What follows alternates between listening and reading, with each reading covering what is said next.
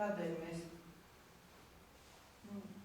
mēs visi apspriežoties nolēmām, ka ir jādod arī iespēju to kandidātu varbūt izvirzīt no skolas, pašas skolas, jo šiem pedagogiem būs kopā ar šo jauno direktoru jāstrādā, un viņi vislabāk zina katru skolotāju skolā, katru cilvēku, un tādēļ mēs devām iespēju skolai izvirzīt šo kandidātu. Un es domāju, ka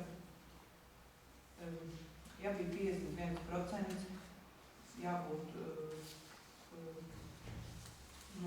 vairākumā, un es domāju, ka skolotāji ir savu izvēli izdarījuši, to apliecina procentu vairākumus, un kā personīgi man, kā vecāku padomas priekšsēdētāji, jau vairākus gadus, man pretenzija nav nekādu. Mēs esam vienmēr sastrādājušies un vienmēr esam gaidīti skolā, un skolā vienmēr viss ir sagatavots, izrādīts arī lauksmes vadītājs.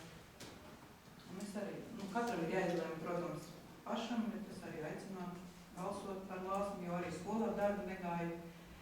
Tojas Ziemassvētku, viss tāds saspringts laiks, tagad Ziemassvētku, varbūt skolas akreditācija, daudz dažādu darbu, tas priekšā stāv un par kuriem nopietni jādomā. Tāds būtu